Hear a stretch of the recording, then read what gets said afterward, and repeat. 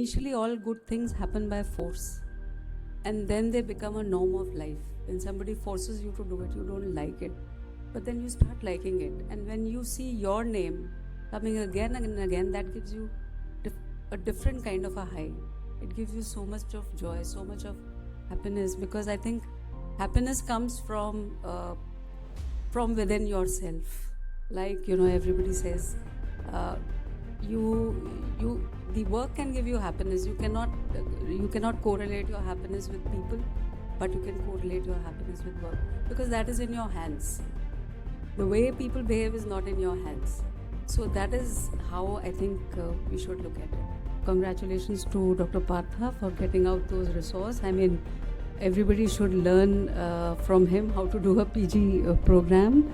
This is the best postgraduate program that I have attended and I have participated. Sincerely, a big round of applause. And I mean it, because I see the way it is being designed, the way it is being executed, and most importantly, the resources which came out. In our era, there was no information. We had to seek it. We had to run after it. In your era, there is an overload of information. So you need a filtered information. And of course, you are the future generation, and you are the current generation. So you don't like it anything slow. You want, to move very fast. So everything should be there on your tablet or in your book or on your page. And although you do get digital information, but I think there is no match to what you get in books like this, which Partha has released today. I know you must be hearing to all those didactic lectures, so I'm going to make it very informal.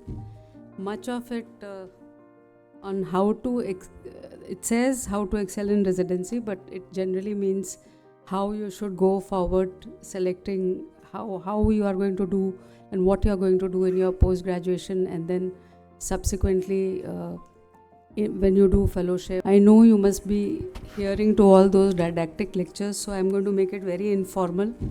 Much of it on how to, it says how to excel in residency, but it generally means how you should go forward, selecting how you are going to do and what you are going to do in your post-graduation, and then subsequently when you do fellowship, and how will you choose your career path. So it is going to be informal. It is not going to be very formal, because these things are some things which are not, which are actually not taught in the, which are not taught in the books. This someone can only tell you out of experience, and experience of out of experience of teaching residents, and out of experience of handling residents, and of course interacting with the residents, whether they are fellows, or they are postgraduates, or they are junior consultants. So achieving excellence in residency and beyond. So these are actually life lessons. Some of it are from my own life lessons, because at the stage where you are in, you probably have guidance, PG programs like this, but at the stage where we were in, there was no guidance. We had to work out our own way. So as you enter, and as you are a postgraduate, you have come here to learn, whether it is clinical skills, surgical skills. Thesis is something which you are supposed to do, especially if you are doing a MS or MD course. There's no way, going out of it. Always you should publish your thesis, because you may become an academician or not, but at least one publication will be there in your name. And I think the most important is that the industry, whether you like it or not, does drive all medical disciplines, including ophthalmology. And so you have to adapt to new technologies. You have to know new techniques and new technologies both. So you are forever learning. We are also forever learning, even at this stage and age. What we learned in post-graduation actually has nothing to do with what we do now, because everything is totally and completely changed. So you do have to pick up clinical skills. You are in your final years, but I think as final year, you have to pick up the clinical skills yourself in these various techniques, which I don't have to tell you, you already know it, but also to teach your juniors, because the juniors learn maximum from the immediate seniors. So Dr. Santosh Honavar was 6 months my senior, and I have learned so many things from him, because we were from the same center, RP center. So, because you can ask anything and everything who's your immediate senior, but you will be hesitant to ask something to somebody who's a consultant, junior consultant, or a senior consultant. So, will not ask your questions. So, your immediate seniors, whether you are in post graduation or you are in residency or you are in fellowship, are your best teachers. Of course, observation is the key to success, and you have to observe everything. And didactic teaching is important, but so is bedside teaching, patient learning. Patients are like, you should treat patients really very well, because on patients you are learning everything and anything, be it clinical, be it surgical, be it research for future patients to benefit from.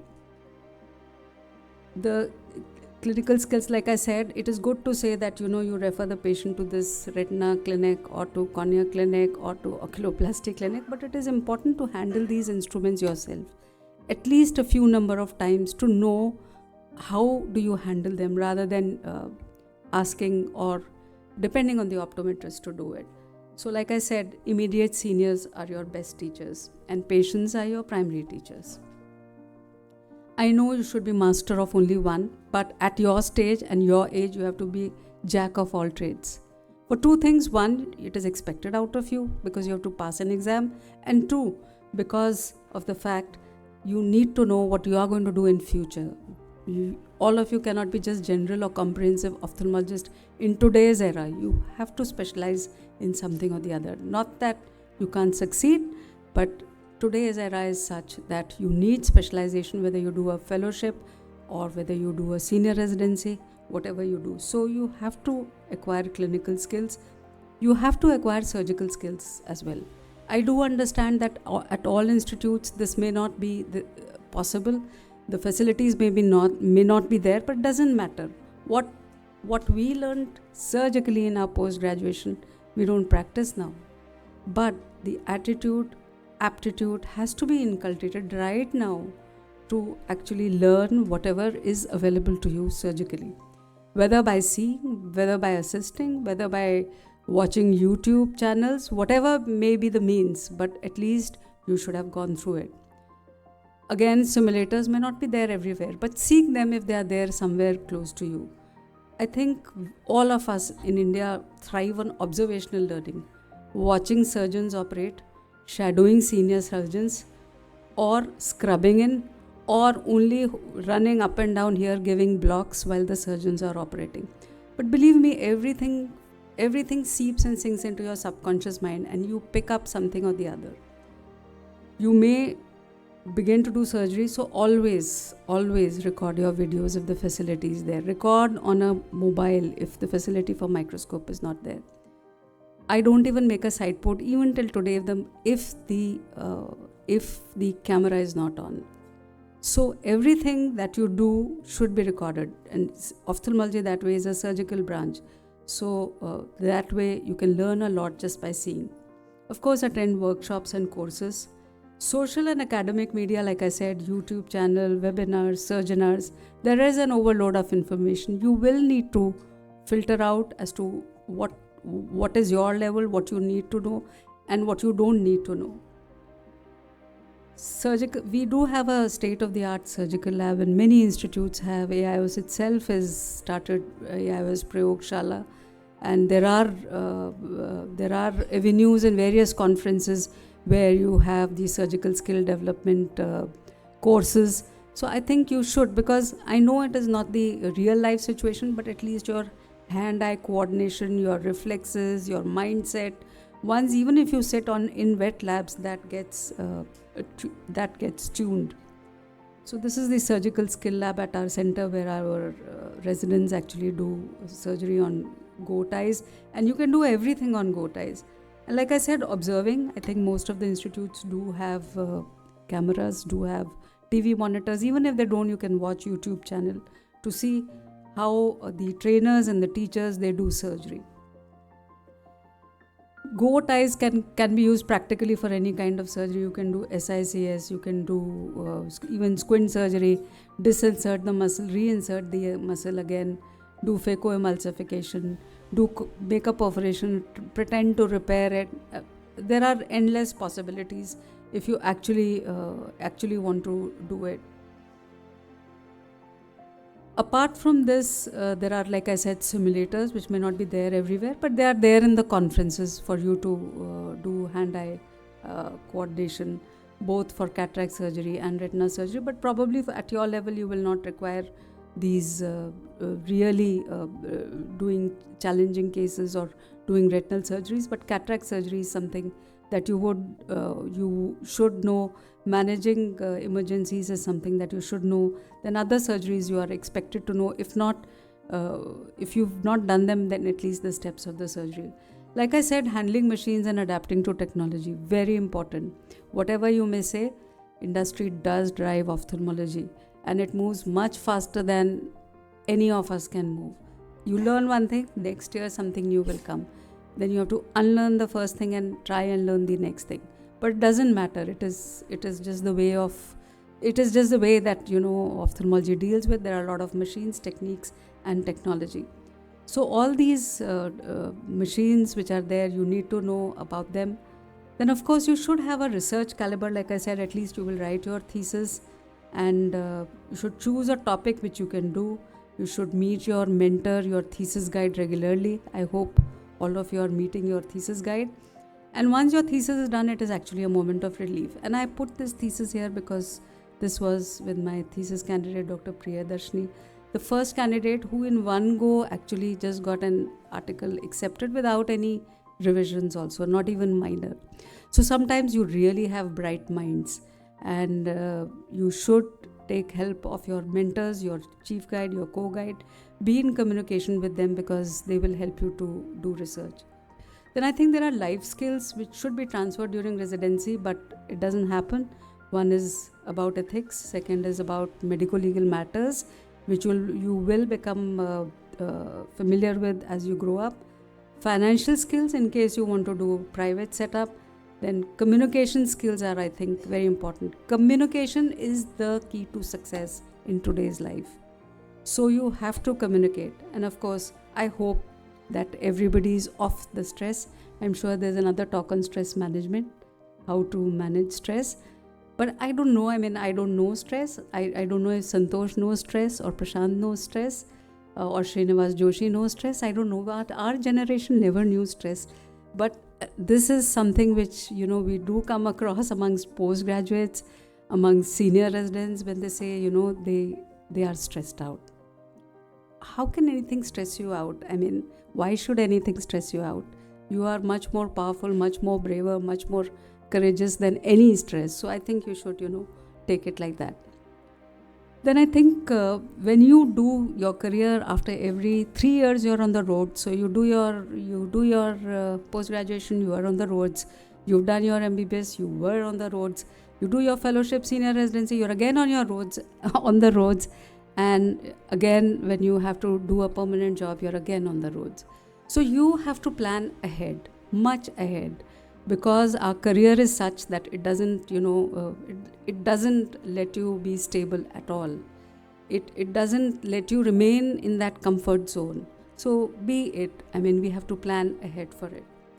I've put this photograph, and I think Santosh will share with me. My mentor, my philosopher, and my guide, I have two who've truly guided me. One is Professor Rasik Vajpayee, and the other is Dr. John Dart. Sometimes when your teacher tells you what to do in this you can say era of internet, when there's overload of everything, you really don't know what is going to make a difference, what is important, what is unimportant, what should I leave, what should I pursue. So when somebody just handholds and tells you what to do, then you know what to do. You may read 3,000 pages of a book of cataract surgery, but if somebody just holds your hand and tells you this way you have to pronate your hand or supinate your hand, that nobody can teach you. That only a teacher can teach you, and that he can teach you in 1 second, and you will take ages to read it theoretically or to understand it. So that is actually the power of a mentor or a power of a guide. I learned my surgical skills. I learned writing publications because we didn't know that what is the importance of publications. I think Santosh also did his first publication with him. I also did that. And then of course the various other conferences, awards, etc, etc, etc. So when you do fellowship, so now as your third year PG, think of your exam, but think ahead. PG exam is over, you will all pass it. There's no you're not going to you are not going to flunk it, but think ahead of what you're going to do after your post graduation. So you have to do multitasking, you have to do everything. You have to do research, you have to prepare presentations, you have to read, learn, teach, operate, attend calls, patient care, everything. And you do that every day. So how do you plan your day? You do everything every day, little bit of everything every day. You eat every day, you sleep every day, you get up every day, you go for a walk every day. So likewise, you do surgery every day, or even if you don't do surgery day, you look at patients every day, do little bit of research every day, do read every day. So everything should be compartmentalized. Every single hour should be used, whether it is for your recreation or whether it is for your career development. This, of course, Dr. John Dart, he was an inspiring stalwart. And what he said, I am going to say this to you again. A teacher should be such that, and that is for teachers, not for students. Whatever I do, I know that my fellow, when he leaves after 3 years, should be able to do whatever I can do. Otherwise, I have not taught him anything. And he or she should be able to do better than me. So that should be the end point for all fellows. You should be able to do it as well as your teachers are doing it. That should be your aim, and that what you should aim for.